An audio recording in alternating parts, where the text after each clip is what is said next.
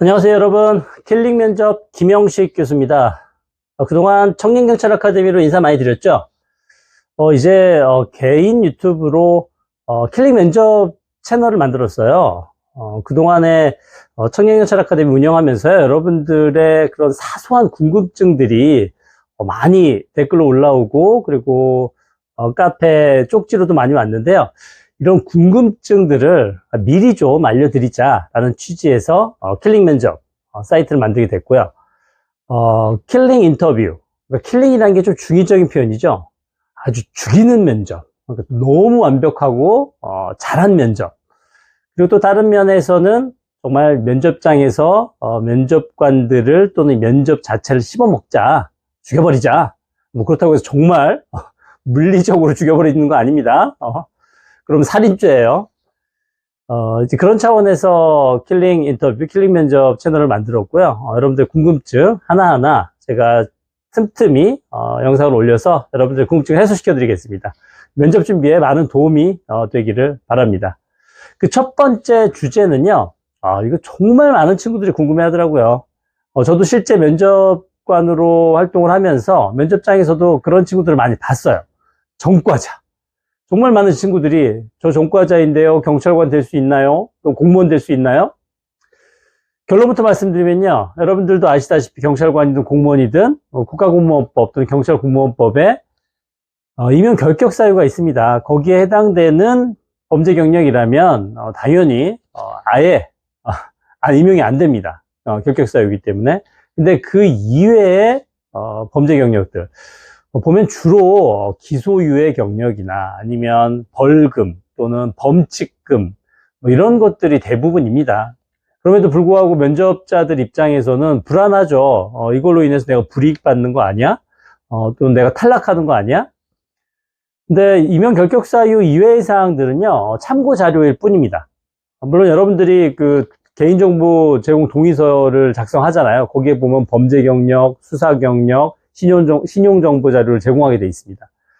여러분들이 사인한 거야. 그래서 임용권자는 그런 여러분들의 개인적인 정보를 면접관들에게 참고 자료로 제공할 수가 있습니다. 그러면 면접관들에게는 그게 아주 구체적으로 여러분들의 범죄 사실이나 뭐 이런 것들이 다 공소장이나 뭐 이런 게 다 들어가는 게 아니에요. 그냥 간략하게만 이렇게 참고 자료로 제공이 되는데 면접관들 입장에서 궁금하겠죠. 그걸 대놓고 물어보진 않죠. 돌려서 물어보죠. 준법 정신에 위배된 행위를 한 적이 있느냐, 또는 뭐 후회되는 경험이 없느냐, 뭐 그런 돌려서 애둘러서 물어보면 여러분들이 눈치를 채야 되는 거죠. 근데 아예 그런 거 물어보지 않더라도 처음부터 면접관들에게 그런 정보가 제공이 되고 다 알고 있다라는 걸 염두에 두고 면접에 임하시는 게 좋습니다. 그럼 어떻게 대비해야 되냐? 만약 지금 영상을 보고 있는 우리 수험생들 중에서 나는 기소유예 전력이 있어요. 나는 폭력으로 벌금 전력이 있어요. 그럼 과연 어떻게 대응을 해야 할까요? 세 가지에 대해서 말씀드리겠습니다. 첫 번째, 솔직하게 인정해야 됩니다. 진정성 있는 답변을 해야 되고요. 그 이유는 제가 말씀드린 것처럼 미리 알고 있다라고 생각하세요. 괜히 조마조마 주눅 들고 들어가지 말고 나의 이런 과거에 대해서 면접관들은 다 알고 있다라고 생각을 하시는 게 속이 편합니다.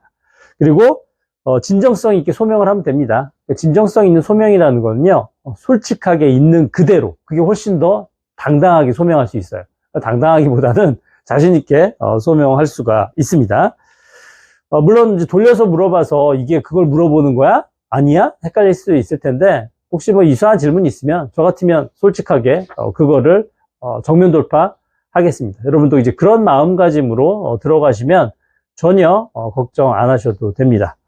물론 그런 경력이 전혀 없는 깨끗한 지원자들과 그렇지 않은 지원자들 간에는 상대적으로 어떻게 보면 색안경을 끼고 보겠죠. 근데 그건 어쩔 수 없어요. 여러분들이 저지른 일인데 그거에 대해서 스스로 책임을 지고 그리고 스스로 돌파해 나갈 수밖에 없습니다. 첫 번째는 진정성 있는 답변, 즉 솔직함이라고 했습니다. 두 번째는요, 일단 그 해당되는 폭행이든 아니면 다른 교통사고든 간에 고의성이 없다라는 게 증명이 되면 좋겠어요.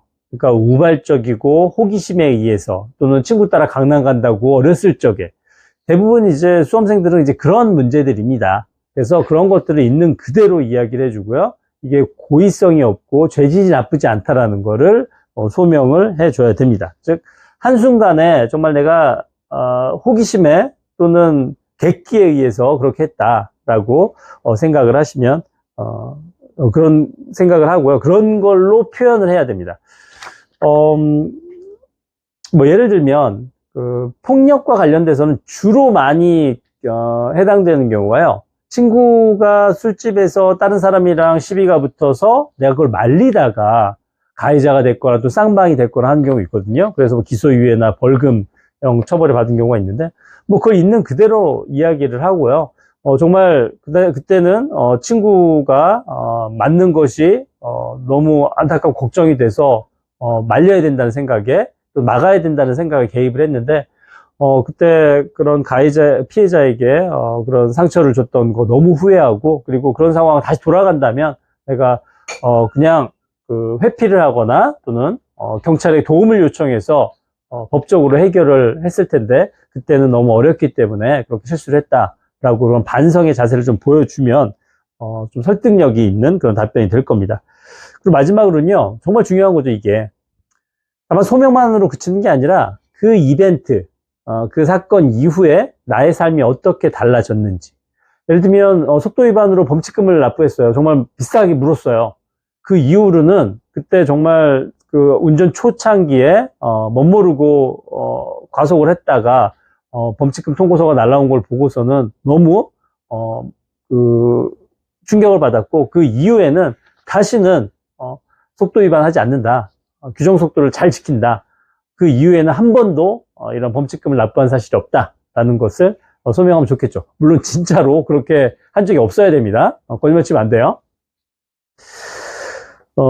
일단 이 세 가지, 솔직하게, 그리고 그게 고의성이 없는 우발적이고 호기심에 의한 거고, 중대한 결과를 초래하지 않았다라는 거, 그런 것들이 좀 소명이 되면서 마지막으로 이런 이벤트를 통해서 나의 삶이 어떻게 달라졌는지를 잘 소명한다면, 개인적으로 저도 이제 면접관으로서 참가해서 이제 그런 친구들을 만나봤을 때, 어떤 친구들은 정말 자꾸 숨기려고만 하고요. 제대로 얘기를 못해요. 그러면 더 의심스러워서 불이익을 주게 되고요. 그리고 본인이 좀 반성하고 있는 그런 것들을 좀 진정성 있게 얘기를 못하는 경우가 많아요. 괜히 주눅 들어가지고 얘기를 제대로 못하는 거야. 근데 그게 아니라 정말 다 알고 있는 면접관들 앞에서 있는 그대로 솔직하게 이야기하고, 그리고 그게 우발적이고 고의가 없는 그런 과실에 의한 거고, 그리고 그 이후에는 나의 삶이 크게 바뀌었다라는 거, 그런 것들을 잘 어필해 주신다면 불이익 없이 면접을 잘 보실 수 있을 거라는 생각이 듭니다. 뭐 좀 어느 정도 궁금증이 해소되셨나요? 자신감 가지시고 면접에 임하시면 좋겠습니다. 그리고요, 실제 제가 면접관으로 활동할 때도 이런 문제 때문에 왔던 친구들이 몇 명 있어요. 근데 그 친구들 중에서 정말 절반 이상 다 합격했습니다. 그것 때문에 떨어지진 않아요. 그것 때문에 떨어지진 않은 것 같은데 그걸 제대로 대응을 못해서 떨어지는 경우는 있습니다. 그리고 그거는 당연하던 결과라고 생각해요. 왜냐면 대부분의 지원자들은 그런 범죄 경력이 없거든요. 근데 일부 정말 그 실수에 의해서 어렸을 적에 그런 문제가 있는 친구들이 있는데, 그런 친구들이 있는 그대로 이야기를 하면 좋겠습니다.